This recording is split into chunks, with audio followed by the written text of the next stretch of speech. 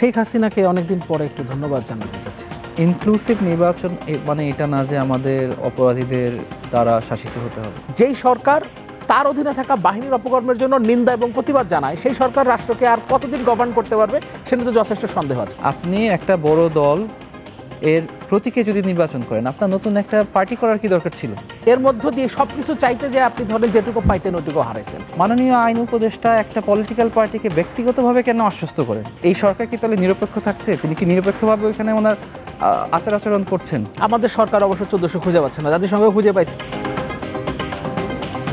আন্তর্জাতিক চাপের কথা বলা হচ্ছিল বা ইনক্লুসিভ নির্বাচন, একই সঙ্গে যেমনটি আপা বলছিলেন যে যারা ফ্যাসিবাদ কায়েম করেছে তাদের বিচার প্রক্রিয়া কেমন দেখছেন, সে বিষয়েও যদি একটু মূল্যায়ন করতেন। বিচার প্রক্রিয়া খুবই স্লো। যতটা যেভাবে আমরা যতটা দ্রুত হওয়া উচিত ছিল ততটা হচ্ছে না। এটা নিয়ে আমাদের হতাশা আছে, এটা নিয়ে আমাদের উষ্মা আছে। ইনক্লুসিভ নির্বাচন মানে এটা না যে আমাদের অপরাধীদের দ্বারা শাসিত হতে হবে। আপনি গ্লোবালি আপনি সব জায়গায় দেখবেন, বাংলাদেশে কিন্তু আমাদের একটা আইন আছে যেখানে যাদের মোরাল অ্যাপটিটিউড বলে বোধহয়, ইয়েস, বেসিক্যালি আমাদের আরপিওতেই আছে যারা কিছু অপরাধের সাথে জড়িত, নির্দিষ্ট কিছু অপরাধের সাথে জড়িত, তারা নির্বাচনে দাঁড়াতে পারবেন না। ফর এক্সাম্পল ঋণখেলাপিরা নির্বাচনে দাঁড়াতে পারবেন না, এটা একটা প্রপোজালই ছিল। সেখানে হত্যা তো আরও অনেক বড় সিরিয়াস একটা ক্রাইম। ইন্ডিয়াতে আপনি দেখবেন এরকম প্রভিশন আছে, ইউএসএতে আছে, ইউকেতে আছে। কোনো ফাংশনিং ডেমোক্রেসি কিন্তু একজন হত্যাকারীকে বা সিরিয়াস ক্রাইমে যারা যুক্ত তাদেরকে নির্বাচনে দাঁড়াতে দেয় না। দিস আর ডিসকোয়ালিফিকেশনস, যেটার জন্য তারা ওইখানে দাঁড়াতে পারে না। সো এইটা গ্লোবাল প্রিন্সিপাল, আপনি বাইরের দেশ বলেন, বাংলাদেশ বলেন, যেখানে আছে এটা ওয়েল অ্যাকসেপ্টেড।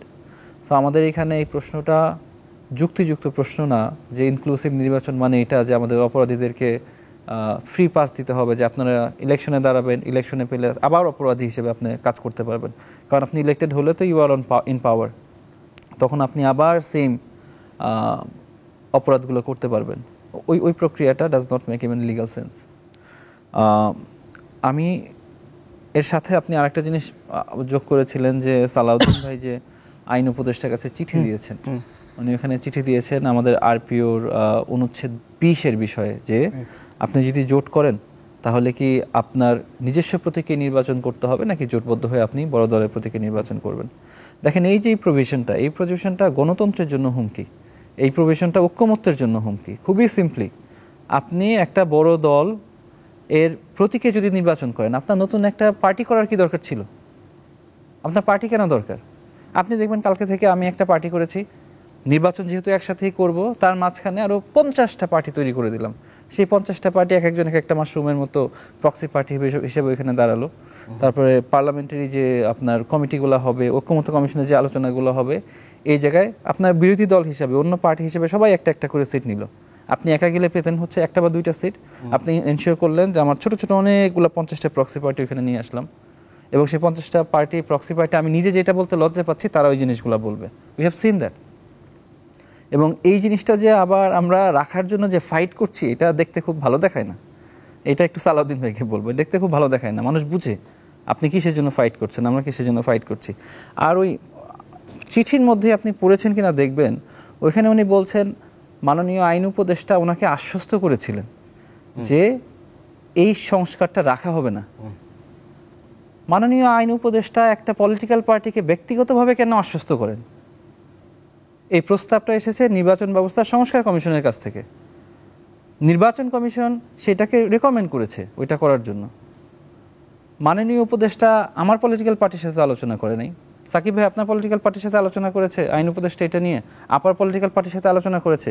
সে কেন একটা পলিটিক্যাল পার্টির একটা নেতাকে ব্যক্তিগতভাবে আশ্বস্ত করেন? এই সরকার কি তাহলে নিরপেক্ষ থাকছে? তিনি কি নিরপেক্ষভাবে ওইখানে ওনার আচার আচরণ করছেন? এটা একটা বড় প্রশ্ন, কিন্তু এটা ওনারই উত্তরটা ওনার দেওয়া প্রয়োজন। আমরা চিঠির মাধ্যমে আজকে পেয়েছি। তো এটা একটা অনেক বড় প্রশ্ন, যেটা আমাদের উত্তরটা জানতে হবে। এই পজিশন থেকে উপদেষ্টারা কি তারা নিরপেক্ষ আচরণ করছেন, নাকি বিভিন্ন পার্টিকে বিভিন্ন সময়ে আশ্বস্ত করছেন ব্যক্তিগতভাবে?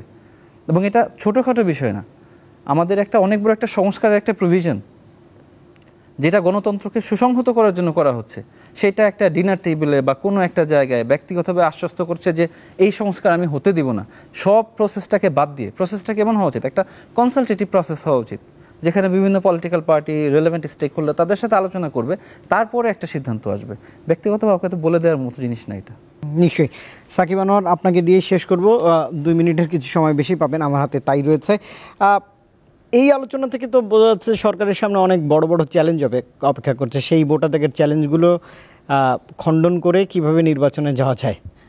আমি যে একটা প্রশ্ন করছিলেন যে ইনক্লুসিভ ইলেকশনের কথা, ওইটা একটু আমি অ্যান্সার দিই। সেটা হলো যে শেখ হাসিনাকে অনেকদিন পরে একটু ধন্যবাদ জানাতে চাচ্ছি। অনেকদিন পরে না, শেখ হাসিনা কখনো ধন্যবাদ জানাইছে কিনা জানা নাই আসলে, আমি অন্তত কখনো জানাইনি। কারণ আমি যখন থেকে রাজনীতি সচেতন হয়েছি, যখন থেকে টুকটাক বোঝা শুরু করছি, তখন থেকে অন্তত শেখ হাসিনা ভালো কিছু করছেন এরকম মনে হয় নাই আর কি।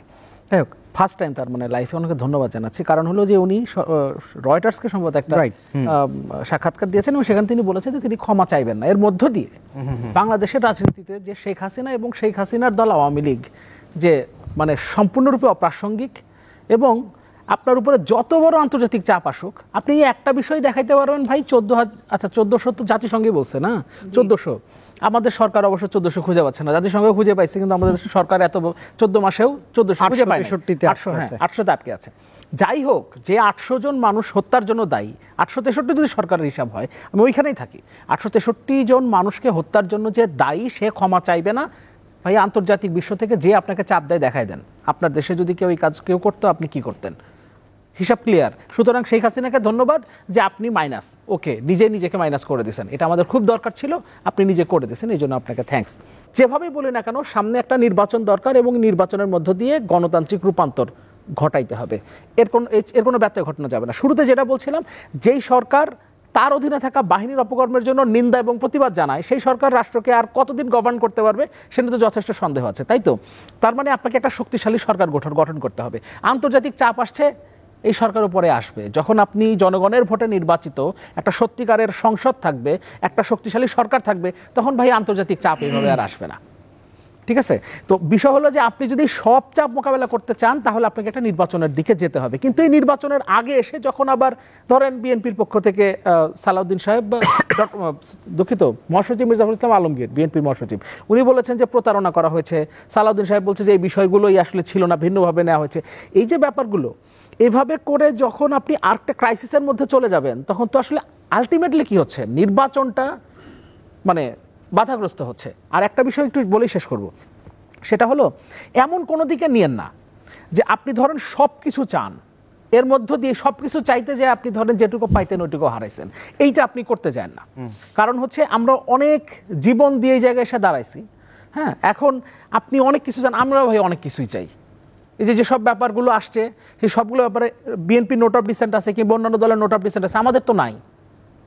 কেন নাই? কারণ আমরা সবগুলো জিনিস চাইছি, কিন্তু আমরা সেটা পাচ্ছি না। তারপরে বলতেছি যে ভাই 10টা বিষয় যদি ঐক্যমত হয় এবং সিদ্ধান্তটা যদি এরকম হয় যে 10টা বিষয় ঐক্যমত হয়েছে, ওই 10টা করতেই হবে, সিদ্ধান্ত ওই জায়গায় থাকে, অন্তত আপনি 10টা জিনিস পাচ্ছেন। এই সবগুলো চাপাই দিতে যায় পরে ধরেন একটা পরিস্থিতি তৈরি হয়ে গেল, শেষ পর্যন্ত সরকার সেগুলো সামাল দিতে পারলো না, এবং এই সরকার যে সামাল দিতে পারবে না তার যথেষ্ট উদাহরণ আছে, অনেকবার বলেছি। আলটিমেটলি আপনি তখন বাধ্য হয়ে বললেন যে আচ্ছা অমুক তারিখে নির্বাচন দিয়ে বিদায় নেন। তার মানে এই জুলাই সনদ যা কিছু আছে কোনো কিছুই, তখন বিএনপি সরকার বলেছে যে ফেব্রুয়ারিতে নির্বাচন হবে, তো ডেডলাইনটা ঠিকই রেখেছে।